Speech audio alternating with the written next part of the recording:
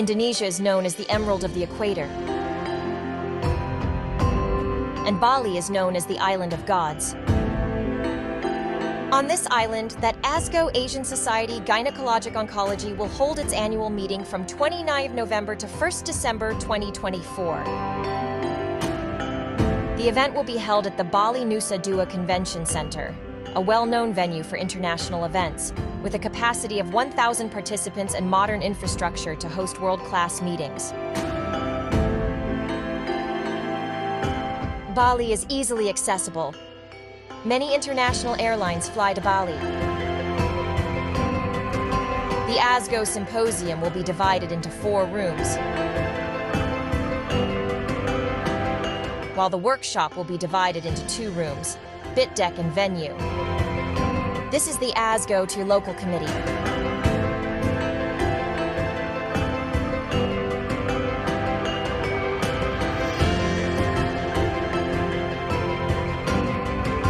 I'm Brahmana Skandar. On behalf of Indonesian Society Gynecologic Oncology, I would like to welcome all the ASGO members and all the gynecologists in Asia and in the world to come to Bali for attending ASGO meeting 2024 in Bali, Indonesia.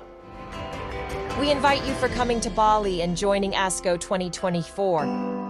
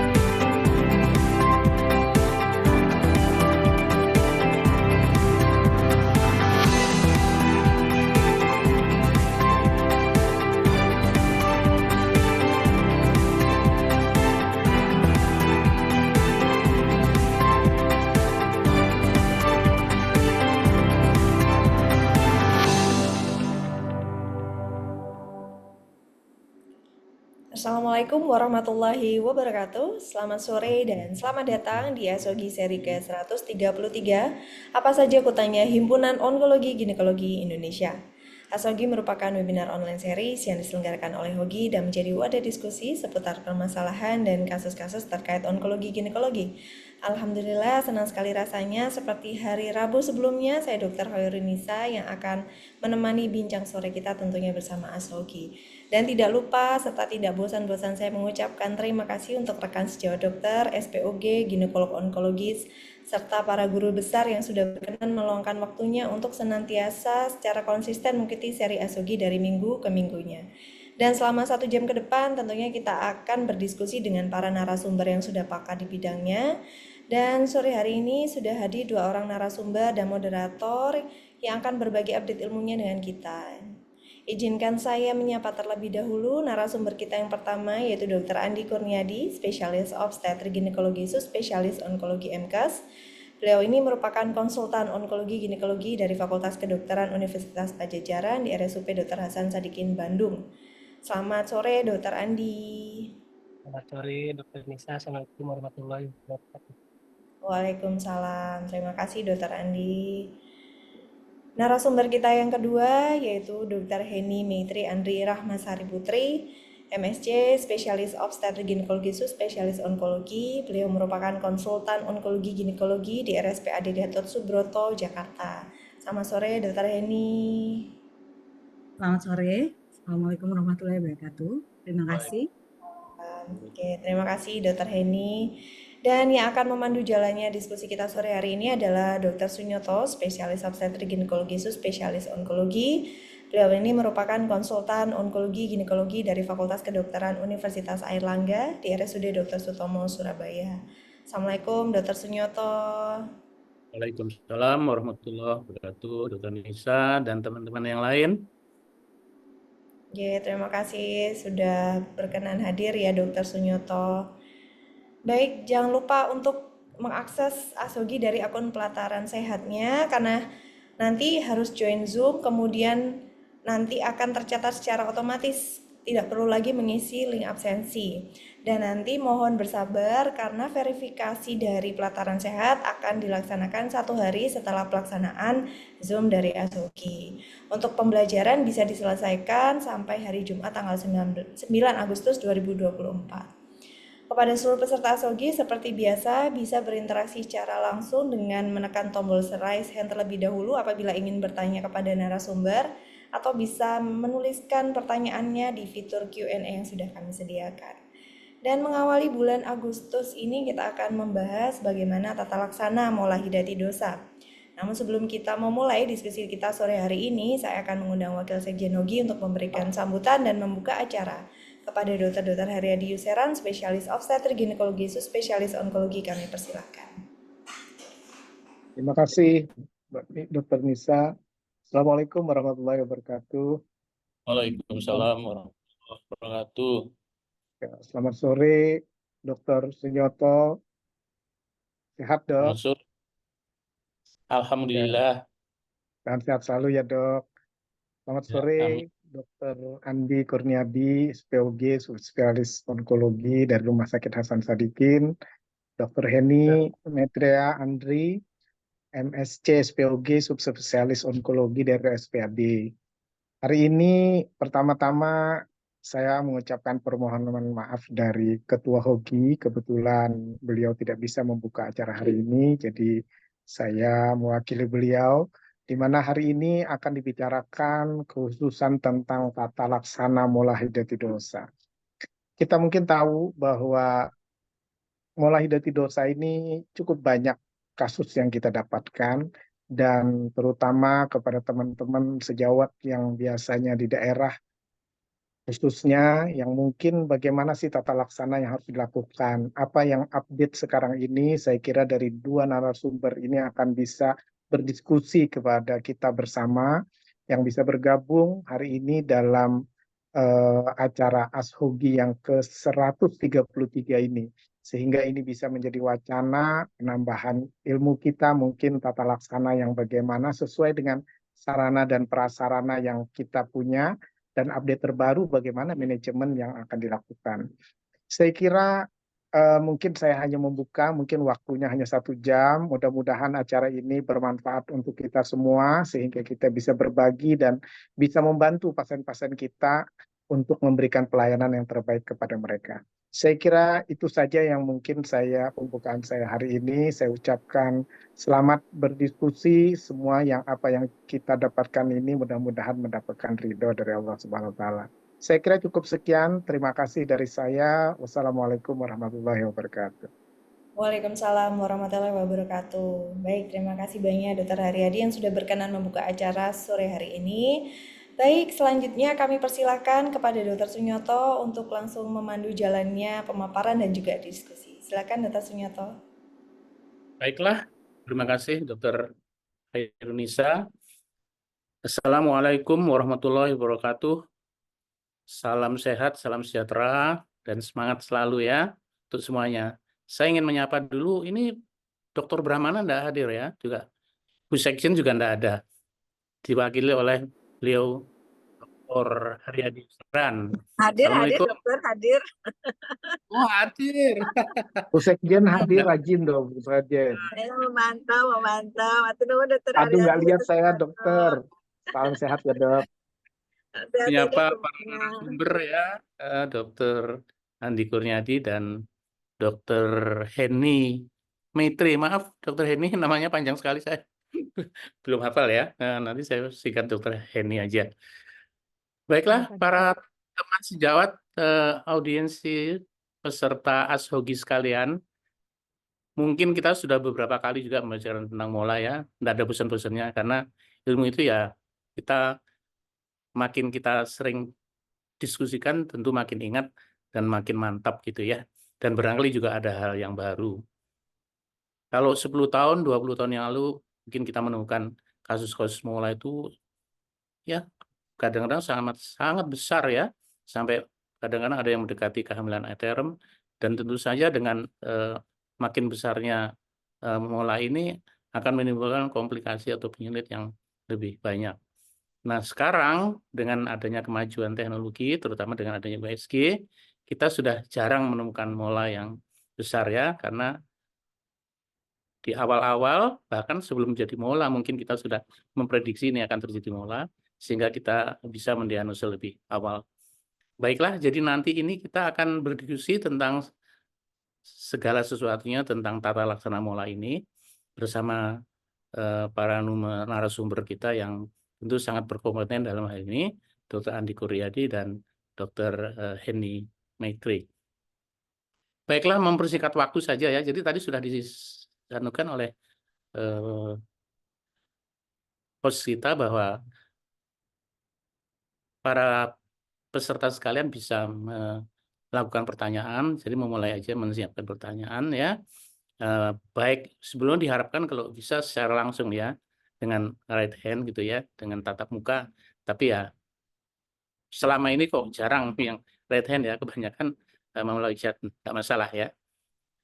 Baiklah, sebelum kita mulai diskusi,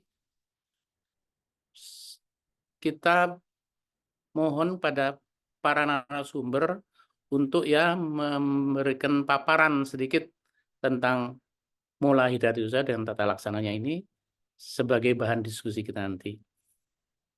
Mungkin bisa dimulai dari terserah apa Dr. Henny dulu, kemudian ditambahkan atau dilanjutkan oleh Dr. Andi Kurniadi. Saya persilahkan. Terima kasih. Mohon cek suaranya jelas ya, Dokter. Jelas. Oke. Kemarin kami sudah diskusi dengan Dokter Andi, kelihatannya saya duluan ya Dokter, sebagai yang lebih muda, nanti Dokter Andi. Ngakunya lebih muda Dokter. Terus saya izin share screen.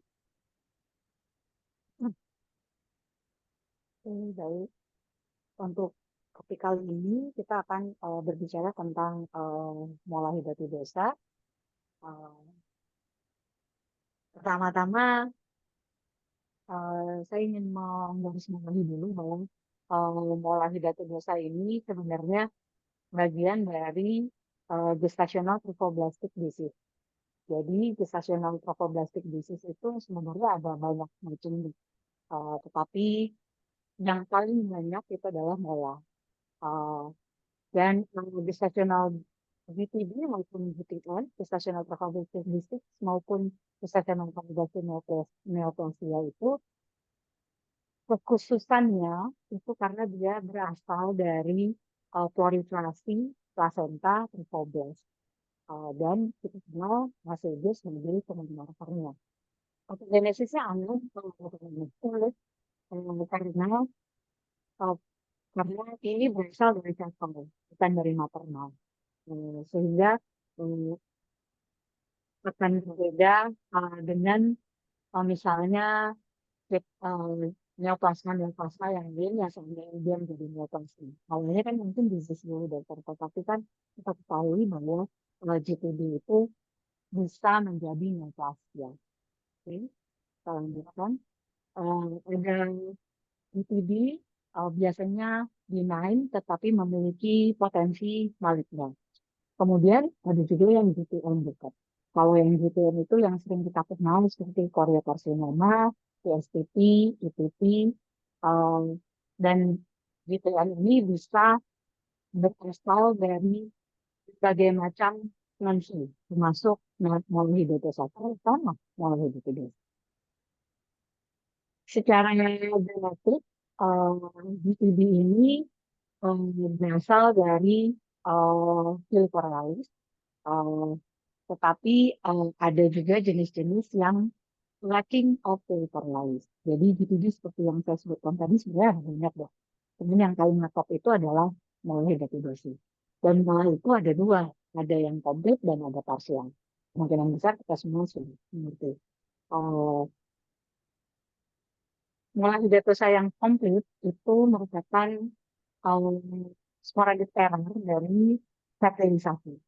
Sehingga pada saat fertilisasi itulah menjadi kesalahan yang bisa berkembang menjadi mola hidatidosa. 90% mola itu jenisnya adalah 46%. Dan 10%-nya itu adalah 46%.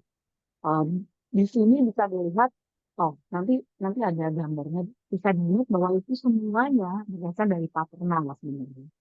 Jadi kromosom komplit mola itu pada dasarnya adalah paternal derived.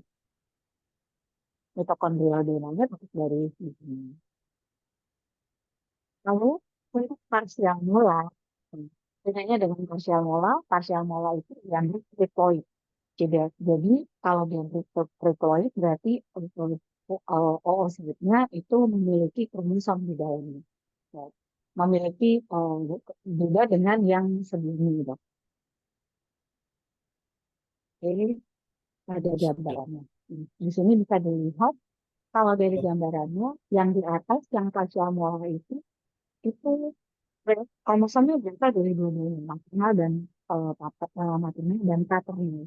Sementara yang di bawah yang disformik komplit monohidrogenasa, monospermik komplit monohidrogenasa itu either dia dibuang oleh dua sperma tetapi kromosom maternalnya hilang atau cuma satu sperma tapi terjadi duplikasi dari kromosom paternal tersebut. Lalu ada nggak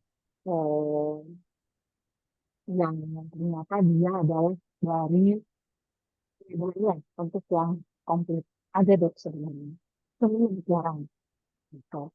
Dan apabila itu terjadi, biasanya akan diulang karena pada dasarnya oosit-nya bermasalah. Dan di sini ada tulisannya, nanti ada di special case-nya bahwa sebenarnya ada kelainan kromosom pada pasien tersebut. Secara epidemiologi, incidence rate-nya agak sedikit sulit untuk di-establish karena akan ternyata berbeda untuk setiap negara. Highest reported incidence itu ada di Southeast Asia, termasuk Indonesia, dan di Jepang. Kemudian untuk di Amerika dan di Eropa, kurang lebih 66 dari 121 sampai dengan 121 per 100.000 kehamilan. Lalu risk faktornya apa saja? Tentu usia, ethnicity, karena tadi itu sempat terhubung dengan yang tadi. Lalu prior history of hidatiditis maka dengan hidatiditis sebelumnya atau genetik tadi yang disebutkan. Risiko untuk hidatiditis komplit itu lebih tinggi pada usia-usia perempuan lebih dari 35 tahun atau kurang dari 21 tahun. Dan sampai 7,5 lebih tinggi kalau usianya lebih dari 40 tahun. Kemudian risiko untuk terjadi hidatiditis lagi gitu efek itu meningkat sampai dengan 1%. Dan itu meningkat 1% itu tinggi karena itu sudah 10 sampai 20 kali lebih tinggi daripada jumlah population. Kemudian yang penting lagi adalah yang mungkin harus diingat itu adalah monohidrogenase selalu dihubung-hubungkan dengan kejadian leukemia. Kemudian bagaimana clinical features atau gejala-gejalanya? Ini mungkin semuanya sudah tahu ya dokter. Jadi saya sebenarnya hanya refreshing saja. Yang pertama itu kita ketahui bahwa dia berhubungan dengan hamil, tetapi ketika kehamilannya terjadi pada saat kita pemeriksaan yang lebih mudah itu adalah lebih dari usia kehamilan yang seharusnya. Jadi usianya terasa lebih dari usia kehamilan yang seharusnya.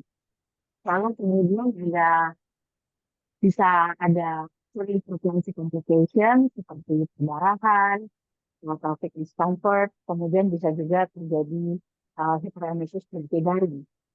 Seperti kita ketahui, hidatiditis itu adalah excessive proliferation of leukoblast. Dan kita juga mengetahui bahwa apabila terjadi eksesif proliferation dari COVID-19, kita ingat bahwa toleransi itu kan basicnya ada yang mengatakan bahwa pathogenesisnya adalah karena presentasi. Begitu juga hiperviral. Sehingga kalau ini ditemukan pada stadium yang lebih, bukan stadium, sorry, ditemukan pada kehamilan yang lebih lanjut atau lebih tua, kemungkinan late pregnancy complication ini akan terjadi.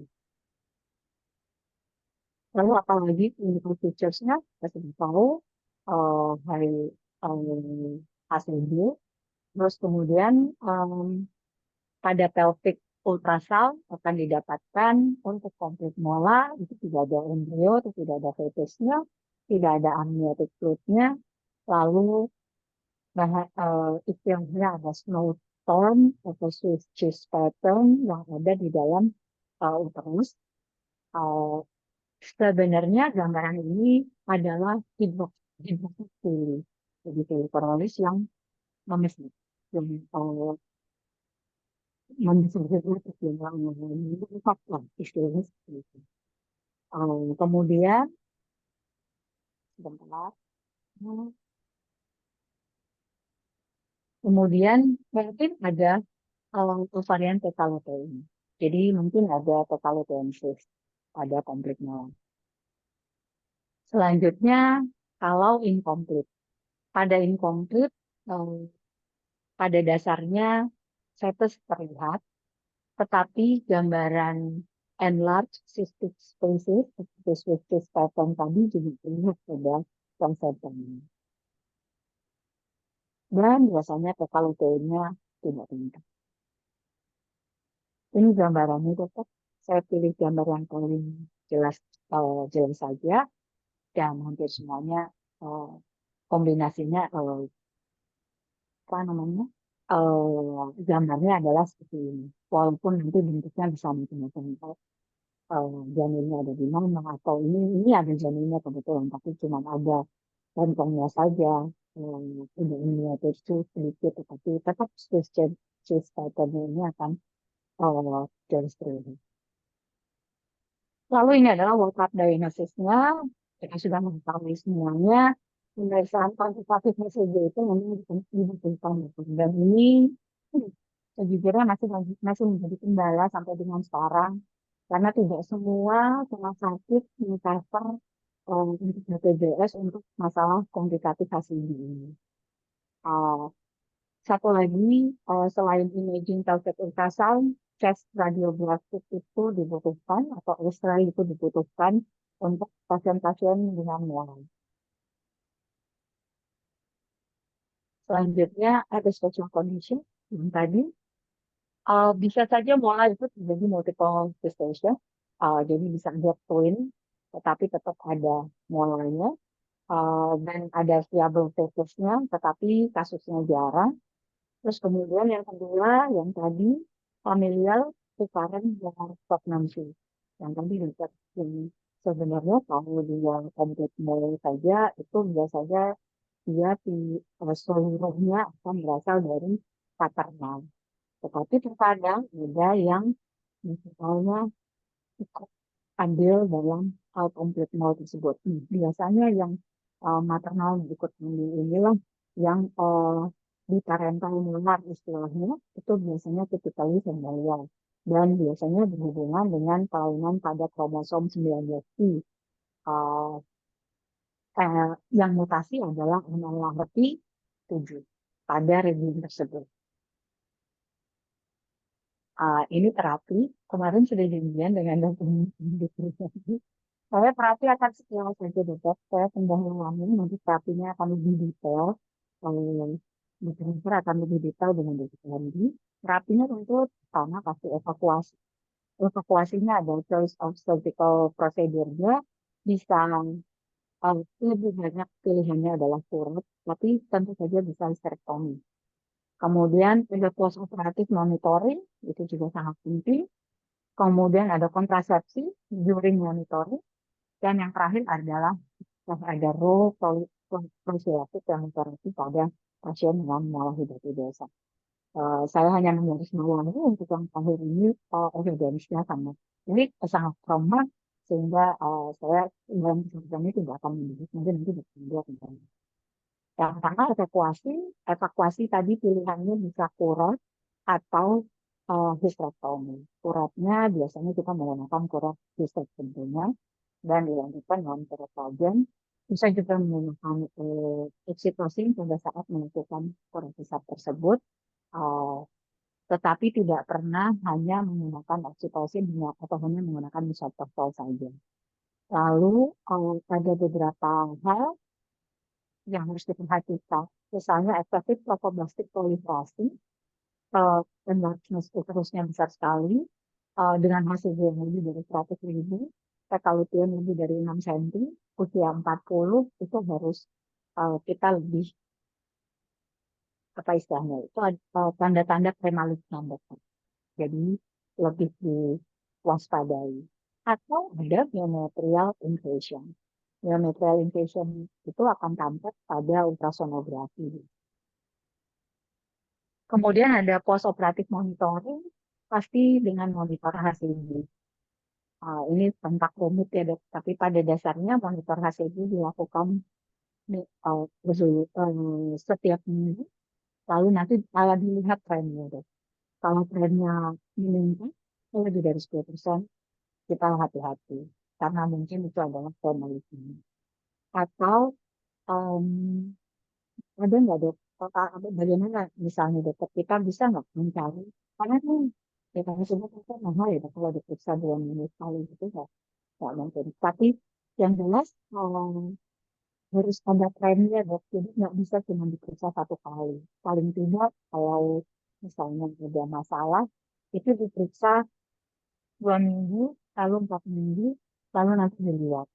Atau kalau tidak 4 minggu tapi tidak turun, itu juga menurut saya pada dasarnya sudah mulai premalutan. Awareness harus diungkapkan pada pasien. Kemudian untuk kontrasepsi, pilihannya tetap oral kontrasepsi dan kondom. Sampai dengan saat ini IUD tidak diambil. Ini resource dari saya. Terima kasih dokter, mudah-mudahan bisa menambah itu. Terima kasih Dokter Heni. Mungkin Dokter Andi Kurniadi akan menambahkan ya. Silakan dok. Ya, terima kasih Dokter Sunyoto. Assalamualaikum warahmatullahi wabarakatuh. Sebetulnya Dokter Heni sudah sangat lengkap ya. Saya menambahkan sedikit di tata laksana. Suara saya terdengar dokter? Jelas?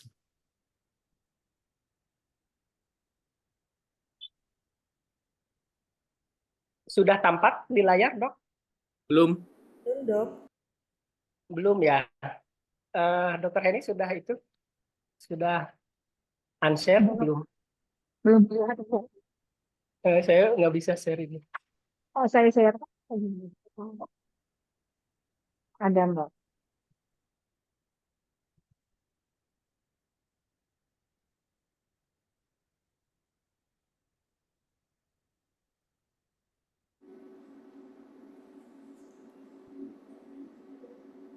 Dicoba lagi mungkin dokter Andi. Sudah tampak? Belum dok. Belum di-share kelihatannya. Belum.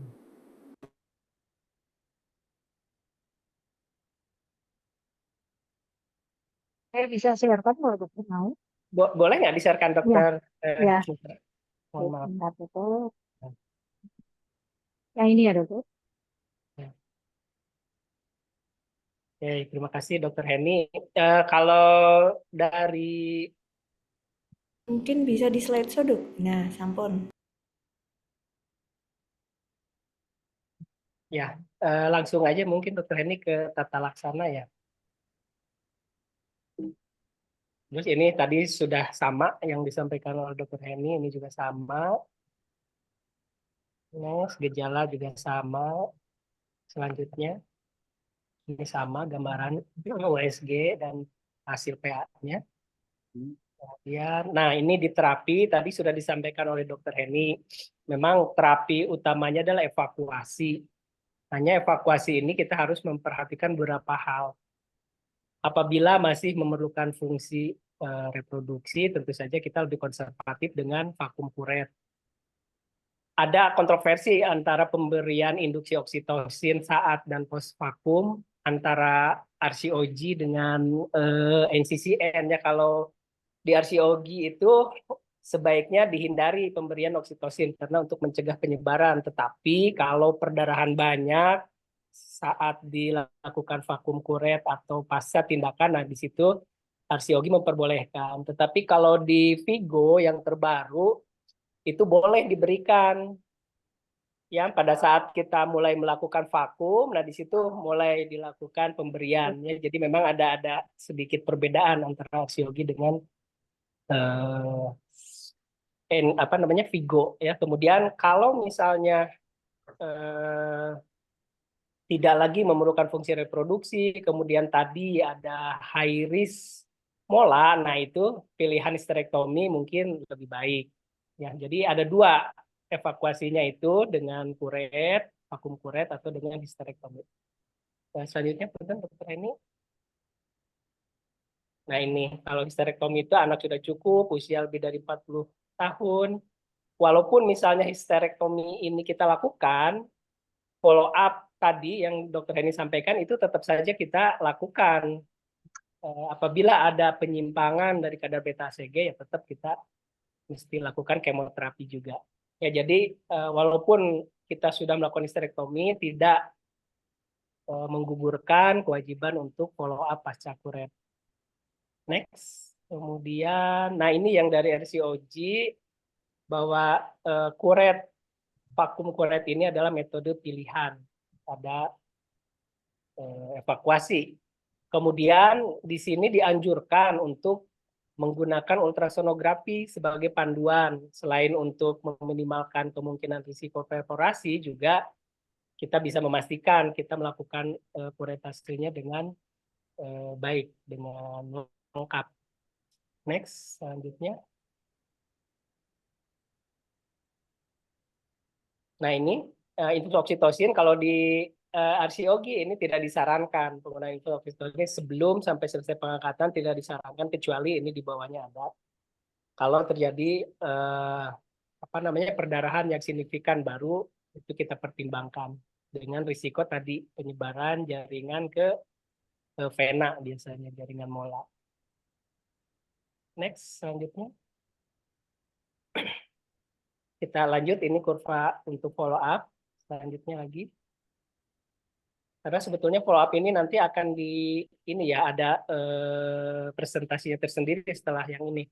Nah, kita masih menggunakan yang barusan dokter ini, yang kurva Mochizuki. Nah, ini paling sederhana sebetulnya follow up pasca evakuasi mola. Kita melihat dengan kurva Mochizuki, yang mana setelah kuretase itu diharapkan dalam waktu 4 minggu kadar beta HCG itu kurang dari 1000. Kemudian dalam waktu 6 minggu kurang dari 100. 8 minggu diharapkan kurang dari 20, dan setelah 12 minggu ini diharapkan di bawah 5. Nah, apabila tercapai dalam jangka waktu 12 minggu, maka tetap kita melakukan pemantauan setiap bulan sampai 6 bulan sejak evakuasi.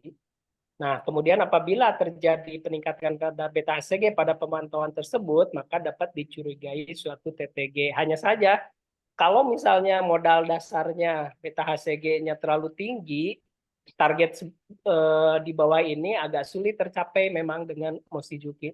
Makanya paling bagus memang menggunakan yang kriteria tadi, ya, kriteria Vigo. Next lagi. Next. Terus. Nah, ini yang kriteria Vigo ini, ya, yang barusan dokter ini sebelumnya. Nah, ini menurut Vigo, prediksi keganasan ini adalah satu, adanya plateau kadar beta HCG pada 4 pemeriksaan dalam 3 minggu pemeriksaan, yaitu hari pertama setelah kuret, hari ke-7, 14, dan 21. Apabila plateau itu artinya kadar beta HCG-nya terjadi peningkatan atau penurunan kurang lebih 10%. Nah, itu dikatakan plateau. Nah, kalau misalnya ada plateau ini, pada 3 kali pemeriksaan ini diagnosanya sudah berubah menjadi TTG.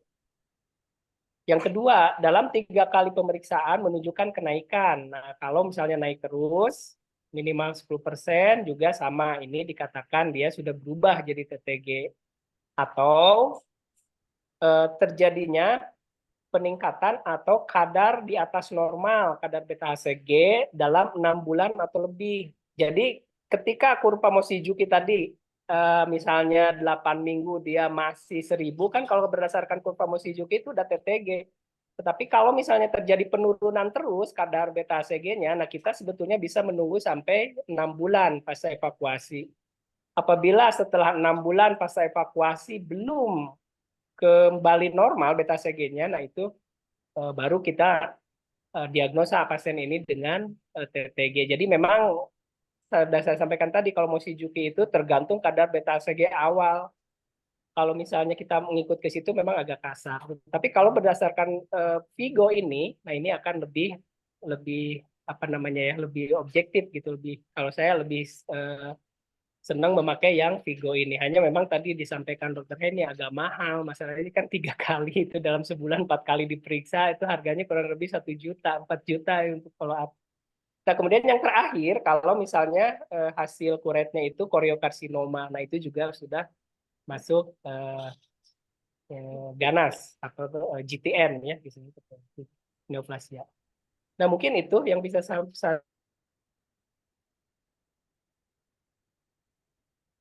Baiklah, terima kasih Dokter Henny dan Dokter Andi Kurniadi. Jadi mola itu walaupun jarang ya, relatif jarang ya, tapi demikian pentingnya karena apa? Potensi untuk menjadi ganasnya itu yang cukup besar. Jadi untuk diagnosis saya kira tidak terlalu sulit. Kemudian penata laksanaan juga yang terpenting adalah follow up ya. Jadi bagaimana kita mencegah jangan sampai mola ini menjadi keganasan atau GTN menjadi GTD menjadi GTN ya. Dan kalau toh kita menemukan perubahan itu ditemukan secara dini sehingga kita bisa menangani lebih cepat. Baiklah, kita lanjutkan sekarang untuk berdiskusi ya. Mungkin sudah ada beberapa pertanyaan yang bisa saya bacakan nih. Ini ada pertanyaan pertama dari rekan seyogyanya, teman sejawat ini menyebutkan namanya ya, akan lebih indah ya, lebih elok ya. Tapi ya enggak apa-apa. Dari penanya tanpa nama. Jadi pemantauan HCG kuantitatifnya tidak pakai kurva Mochizuki lagi ya dok. Jadi pakai yang Vigo, periksa setiap minggu. Nah, maksudnya ini yang mana yang dipilih antara Mochizuki dan Vigo. Monggo silakan dijawab Dokter Henny dulu atau Dokter Andi Fitriadi, terserah. Ya, kalau di PNPK kita Hoki masih sebetulnya dua-duanya kita pergunakan dok ya, untuk mengantisipasi tadi kan pemeriksaan beta-HCG kadang-kadang di daerah yang jauh itu mungkin masih belum tersedia atau mahal, tidak terjangkau, makanya kita masih mempergunakan kurva Mochizuki. Jadi sebetulnya dua-duanya masih bisa kita pergunakan dok ya, masih bisa dipakai. Terima kasih. Sama ya Dokter Henny? Simpan angkanya cuman harganya bisa. Intinya Jadi sih mempertimbangkan juga masalah sekuat apa periksa bapak ini cuma bisa. iya. Baiklah, kita lanjutkan ke pertanyaan berikutnya. Dari Dr. Iva Siti Fasihah. Punten, izin bertanya kepada Dr. Andi, manfaat pemberian anti program imunoglobulin, mengingat kosnya cukup mahal. Hatur nuwun. Bagaimana manfaat pemberian anti program imunoglobulin ini, Dr. Andi? Sebetulnya kan pemberian rogam D ini khusus untuk ibunya yang resusnya negatif sebetulnya ya. Tidak semua Dokter Iva diberikan. Ya manfaatnya tadi untuk karena sebetulnya kalau kita ceritakan ini panjang sekali ceritanya. karena yang anti roda ini itu sebetulnya khusus untuk yang mola komplit, tidak untuk yang mola parsial, karena si mola komplit ini menghasilkan antibodinya gitu. Jadi untuk mencegah antibodi ya kita berikan itu, tapi khusus untuk pasien-pasien yang memang resusnya negatif gitu. Dan selama ini sih sebetulnya kalau di Indonesia saya rasa saya sendiri belum pernah ya memberikan itu. Itu kan guideline-nya dari RCOG dari Inggris ya. Mungkin di sana resusnya banyak kayaknya. Tapi kalau di kita sepertinya jarang. Saya juga belum pernah ya selama ini memakai antigen D tersebut ya. Mungkin ada tambahan dokter ini. Dokter Enggak, Henny dokter, mungkin. sama dokter, itu hanya untuk yang resusnya negatif, dan biasanya yang resus negatif banyaknya Kaukasian dokter, kalau Asia kan banyaknya positif saja. Dan itu sebenarnya kan untuk mencegah untuk kehamilan yang berikutnya tidak terjadi kematian muda atau tidak terjadi kelainan-kelainan yang berhubungan dengan imun karena resusnya tersebut. Itu sih sebenarnya. Jadi nggak harus begitu tadi. Saya juga Tergantung hasil dari mengenai hal tersebut ya, karena jarangnya penderita-penderita dengan resus negatif. Kita lanjutkan pertanyaan berikut. Ini dari sejawat tanpa nama juga. 1. Apa dasar anjuran diberikan kontrasepsi postmola adalah jenis kontrasepsi hormonal? Apa dasarnya? Kok yang dipilih kontrasepsi hormonal? Yang kedua, apa indikasi melakukan untuk histerektomi pada kehamilan mola dan apa yang dilakukan untuk mencegah atau mengurangi risiko operasi dan post-operasi? Yang pertama mengenai kontrasepsi tadi. Mengapa yang dipilih adalah kontrasepsi hormonal? dengan jawab saja. Iya, silakan. Ya, kalau pertama harus kontrasepsi, itu dulu kali dokter. Kenapa harus kontrasepsi? Diharapkan pada saat kita masih monitoring, terutama bulan kami, diharapkan itu memang tidak hamil dulu dokter. Kenapa? Karena nanti saya jadi berpikir tadi kan kita sudah lihat bahwa kita harus monitoring HCG-nya. Monitoring HCG-nya, kalau ada HCG meningkat, kita mau curiga kegiatan bukan mau curiga beliau yang hamil lagi gitu, maksudnya pasiennya hamil lagi, harusnya seperti itu Dok. Jadi mereka harus KB, mereka harus kontrasepsi gitu. Terus kemudian kontrasepsi dikatakan memang pilihannya tuh barier, hormon, atau satu lagi ini, atau IUD, intrauterine device. Nah, kalau barier tentu ininya lebih aman, tidak akan mengganggu genitalia interna. Terus kemudian kalau kontrasepsinya adalah hormonal, itu kan berarti kita tidak harus menggunakan IUD, tidak harus memasangkan IUD di uterus. Yang kalau kita ketahui uterus dengan mola itu biasanya dia lebih lunak, lebih gimana ya Dok, karena ada pertumbuhan tropoblas sebelumnya gitu Dok. Jadi memang kali dianjurkan adalah menggunakan kontrasepsi hormonal. Dan yang paling mudah harus didapatkan itu adalah kontrasepsi hormonal itu gitu. Tahu saya seperti itu. Gitu. Kemudian apakah monggo Dok, ada tambahan? Apa indikasi untuk melakukan histerektomi pada kehamilan mola? Dan apa yang dilakukan untuk mencegah atau mengurangi risiko operasi dan post-operasi? Sebetulnya indikasinya tentu saja, sebetulnya indikasi dan non-indikasi bukan indikasi sebetulnya, Dok, ya mungkin hasil inform consent kita ya ke keluarga ya. Karena sebetulnya bukan indikasi untuk HT gitu. Hanya kondisi-kondisi tertentu, nah itu diperbolehkan histerektomi gitu.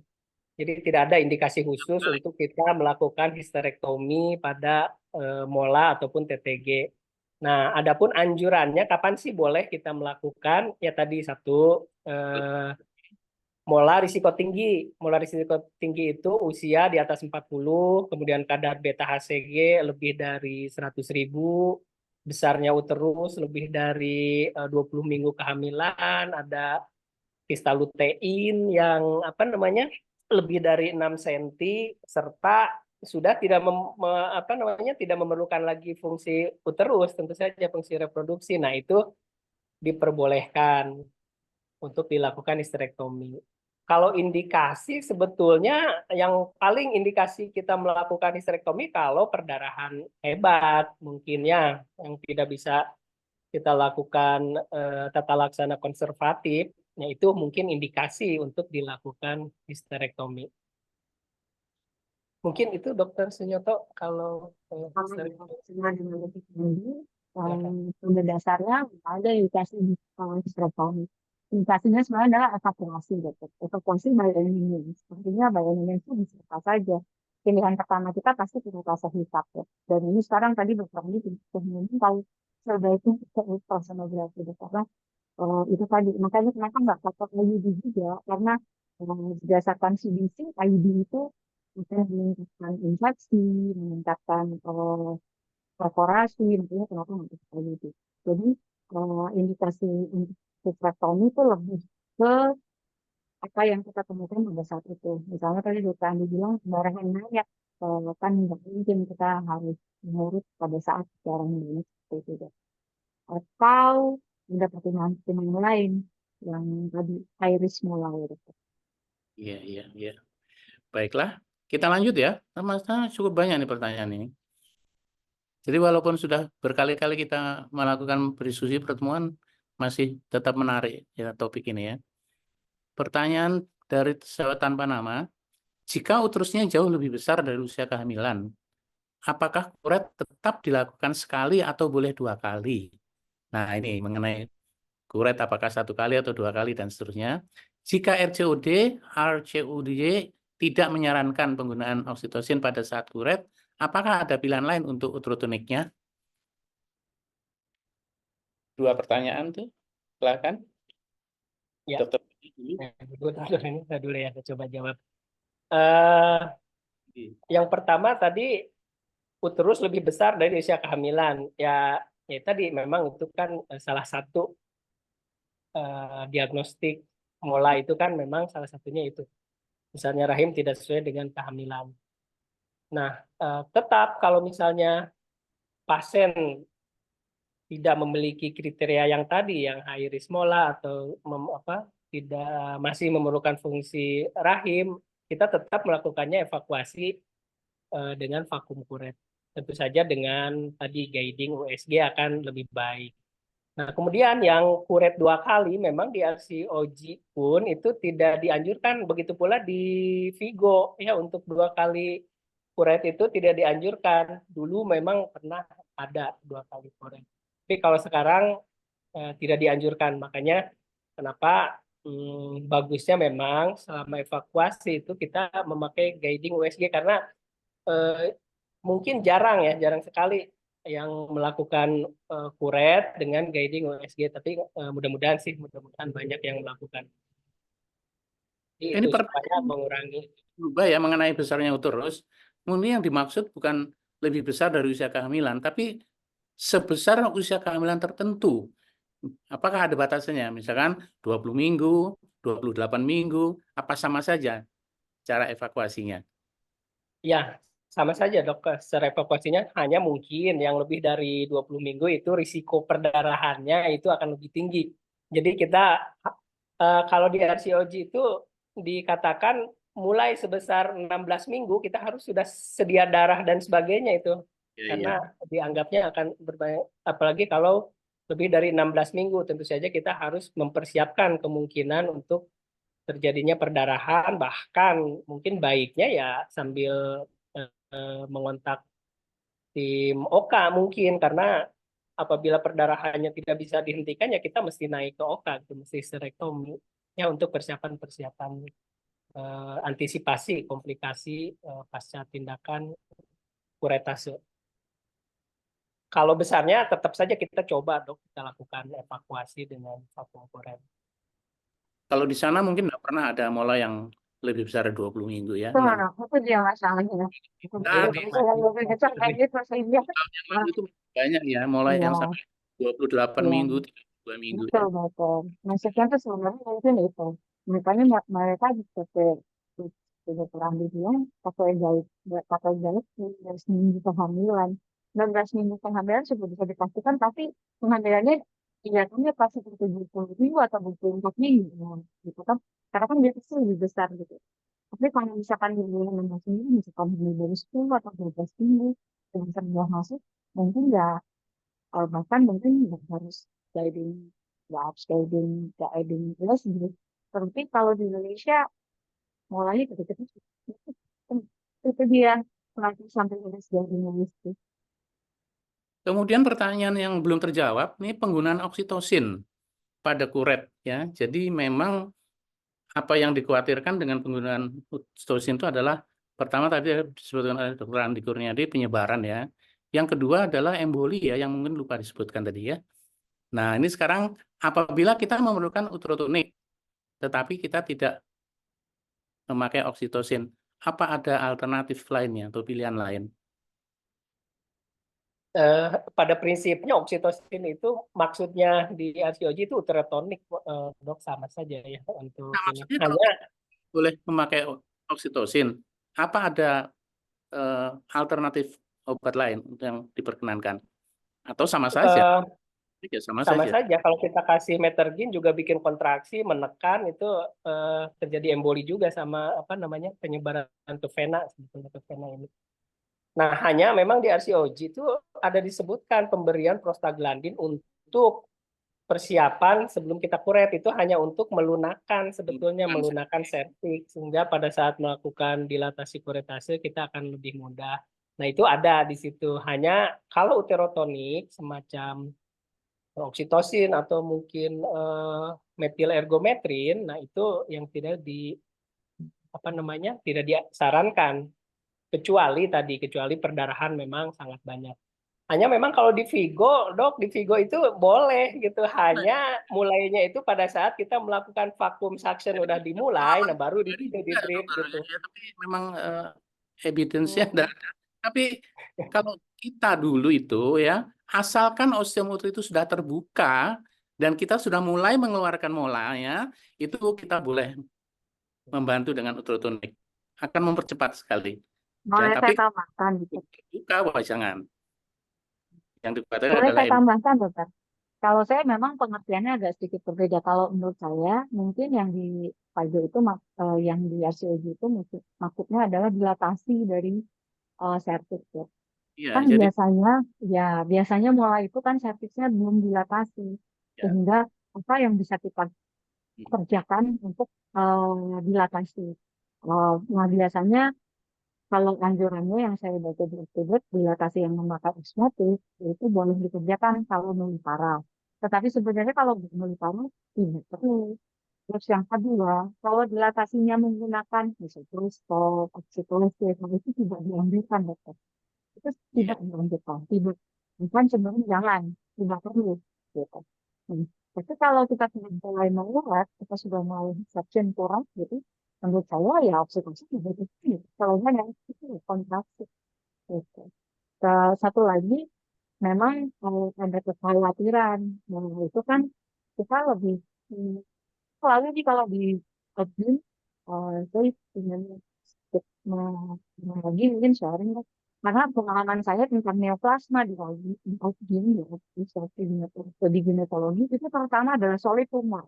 Hampir semuanya adalah solid tumor, kecuali mulai. Gitu. Makanya kenapa? Karena mulai itu cenderung lebih suspended. Bahkan kita nggak perlu bendanya, perlu prestasi semuanya saja, kalau dokumen sebelumnya masih tinggi, itu kita sudah menganggap bahwa itu adalah recessional performance neoplastic. Jadi memang kecenderungan kita merasa ini takut nanti ada penyebaran itu mungkin karena didasarkan itu dok. Cuman menurut saya sih kalau sudah memulai untuk menurun, ya kita betul bisa kalau nggak berkontraksi nanti rahimnya. Ya, Dr. Andi setuju? Ya saya sih ngikut yang itu ya dok ya, yang Vigo saya, karena saya juga melakukan ini pemberian oksitosin itu saya lakukan, tapi memang setelah kita evakuasi gitu. Kadang-kadang kan kalau misalnya dengan vakum kuret kan sebetulnya kita aman untuk evaporasi kan. Iya. Nah kita suction, nah udah mulai berkurang baru kita saya berikan juga, memang kalau saya sih berikan drip oksitosin. Tapi ya tadi sudah mulai ininya. Tidak dari Ya, awal pas mau ini udah di drip, nah itu antisipasi tidak. terjadi penularan yang banyak. Ya, setelah kuret jalan baru saya kasih, biasanya begitu. Ya.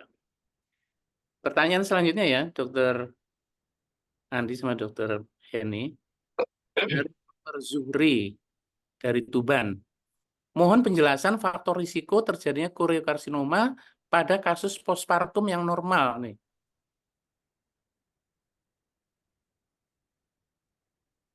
Risiko terjadinya koriokarsinoma pada kasus postpartum yang normal. Ini saya lagu teringat pada zaman dulu ada istilah HBES, mungkin masih diingat atau sudah dilupakan sama sekali ya, tentang HBES itu. Mungkin ada kaitannya juga ini dengan kejadian koriokarsinoma pada kasus postpartum yang normal.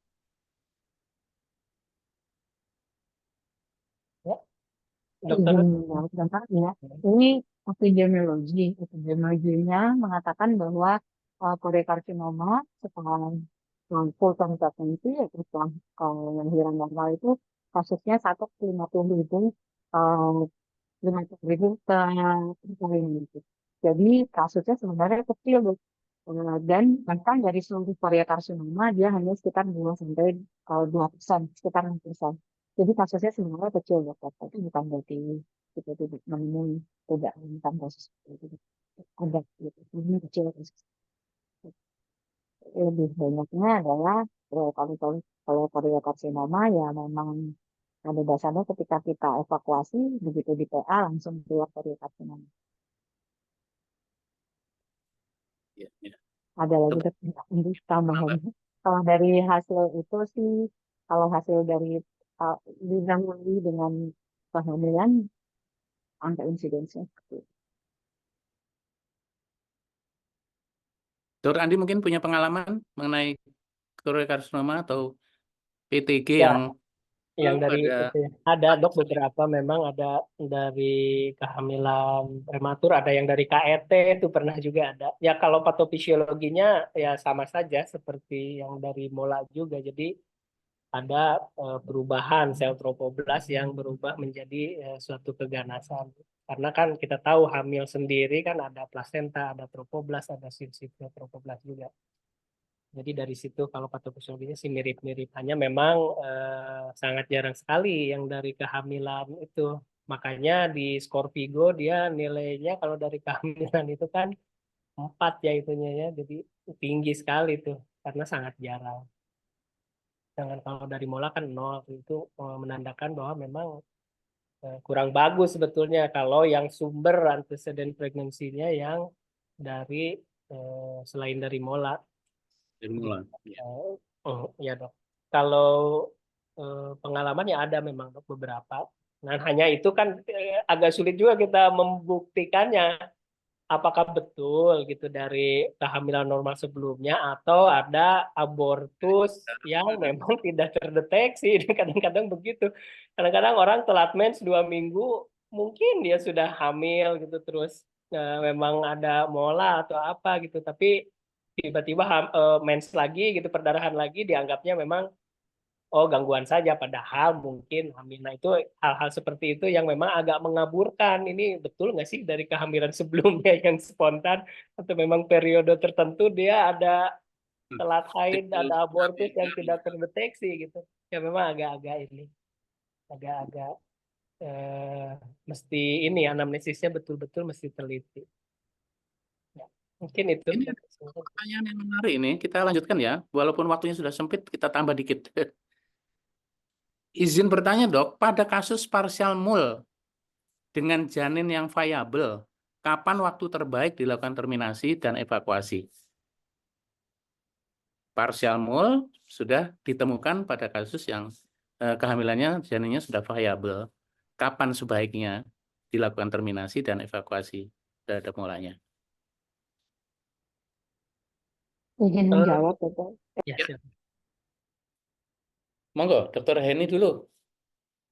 Ya, Dokter izin menjawab. Sebenarnya kalau partial mole, pada dasarnya kita mengetahui partial mole pun sebenarnya kalau dilihat tadi kromosomnya pasti sudah kelainan. Biasanya dok, fetus ini tidak akan berkembang biasanya, karena pada basically ada kelainan. Yang jadi masalah adalah kalau dia twinnya yang satu molar, yang satu bagus. Nah, gitu dok. Kalau itu yang jadi masalah dok. Mungkin ada satu case report dulu yang seperti itu bahwa jadi dia menunggu sampai babynya viable karena memang janinnya diharapkan, tapi dia harus fotosintesis dulu untuk melihat apakah janin yang salah satunya yang twinnya itu bagus secara kromosom gitu. Kalau bagus dan pada saat itu karena bagus berarti itu twin, berarti kan ini yang satunya isinya molat, isinya baby yang hidup. Nah itu ditunggu sampai dengan babynya cukup apa cukup untuk paru-paru matang dan segalanya untuk dilahirkan gitu. Begitu yang saya baca ya dok. Mungkin ada yang dengerin ya. Untuk memastikan apakah itu tadi twin atau bukan.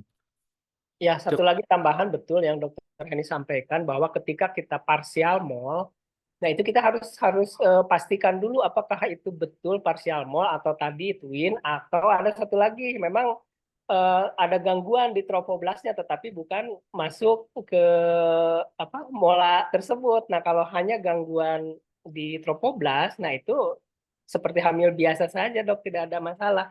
Makanya kalau partial mole memang agak sedikit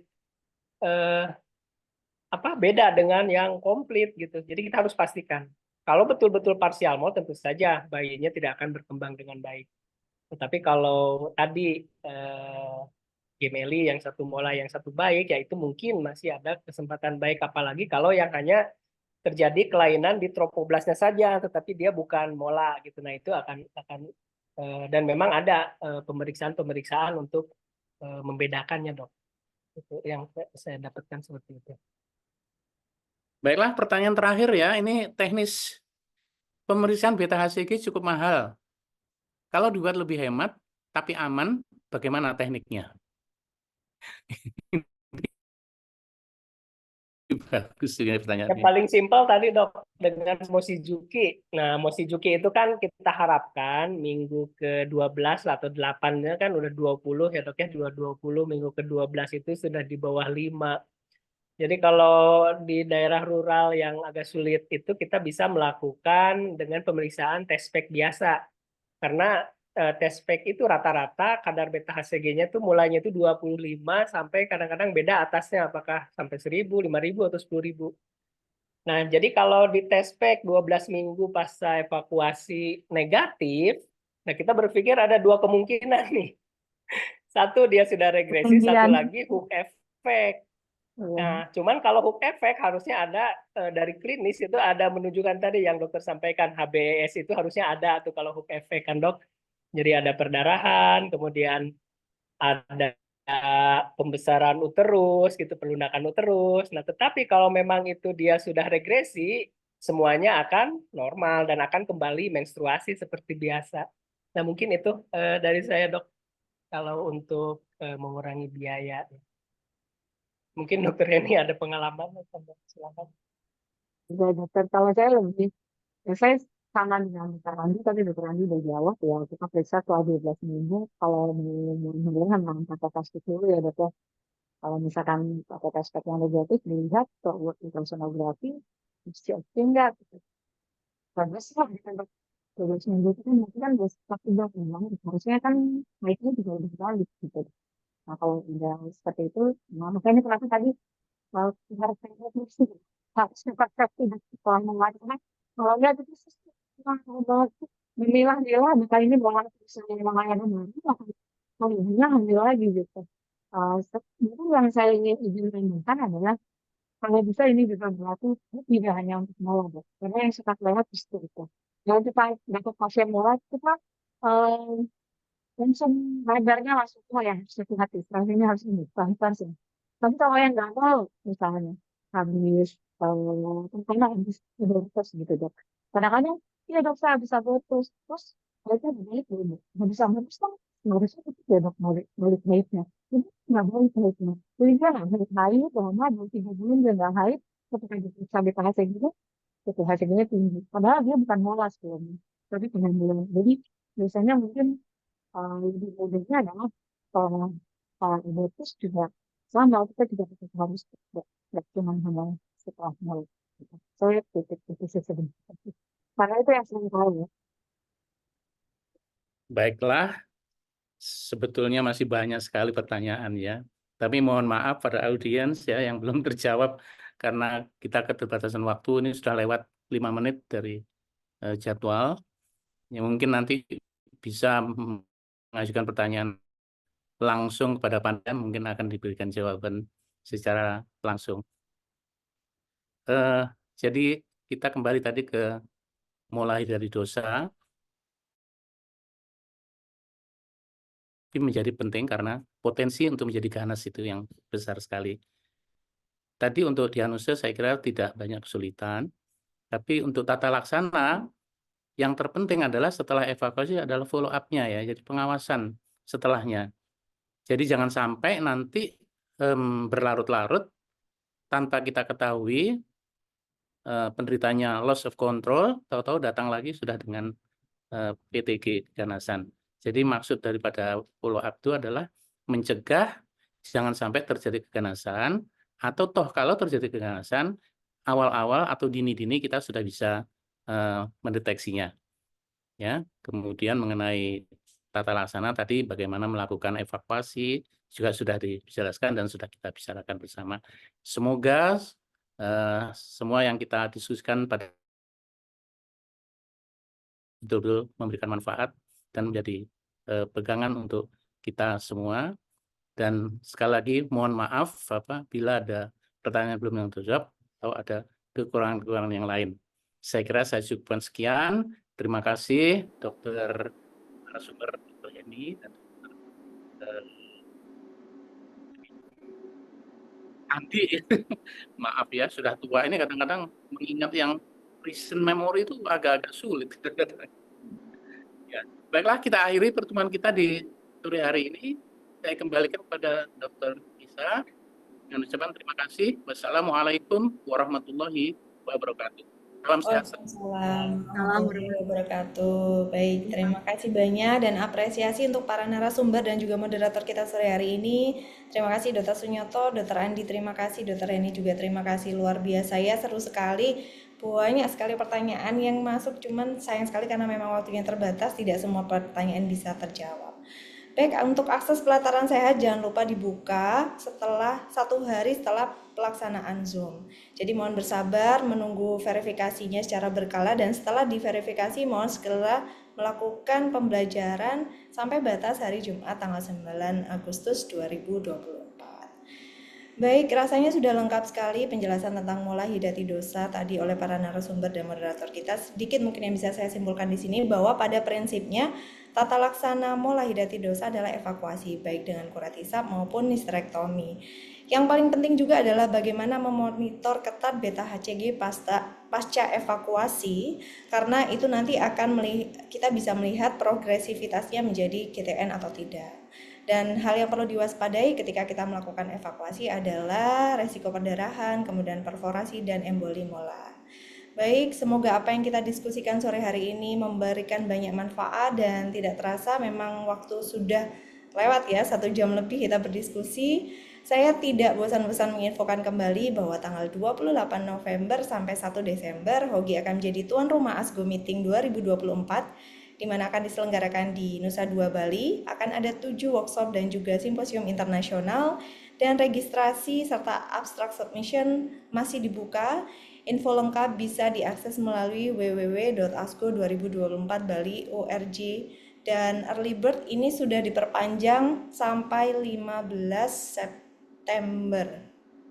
Jadi, 15 Agustus. Jadi bisa dilakukan sebelum waktu early bird-nya habis kalau misalnya ingin mendapatkan harga early bird. Dan SKP Kemenkes sudah bisa didapatkan untuk simposium ini, dan info terakhir adalah SKP Kemenkesnya adalah 30. Jadi jangan dilewatkan untuk mengikuti ASCO Meeting 2024 di Bali. Baik, untuk peserta ASOGI jangan khawatir, untuk yang ketinggalan join dari awal bisa mengakses full video lengkapnya di YouTube kita ASOGI, begitu juga seri-seri sebelumnya. Terima kasih atas perhatian dan atensi seluruh peserta ASOGI. Sampai jumpa di ASOGI seri berikutnya. Kami izin undur diri. Wassalamualaikum warahmatullahi wabarakatuh. Waalaikumsalam warahmatullahi wabarakatuh. Terima kasih Dr. Sunyoto, Dr. Haryati, terima kasih Dr. Andi. Dr. Andi. Terima kasih Dr. Nisa. Salam sehat semua. Indonesia is known as the Emerald of the Equator, and Bali is known as the Island of Gods. On this island, that ASCO Asian Society Gynecologic Oncology will hold its annual meeting from 29 November to 1st December 2024. The event will be held at the Bali Nusa Dua Convention Center, a well-known venue for international events, with a capacity of 1,000 participants and modern infrastructure to host world-class meetings. Bali is easily accessible. Many international airlines fly to Bali. The ASCO Symposium will be divided into 4 rooms, while the workshop will be divided into 2 rooms, Bit Deck and Venue. This is the ASCO to local committee.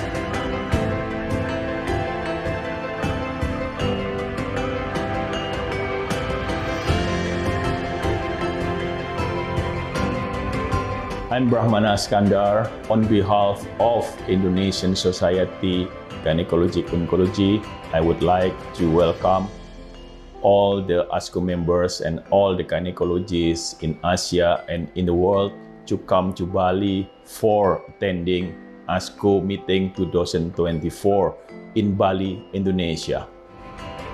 We invite you for coming to Bali and joining ASCO 2024.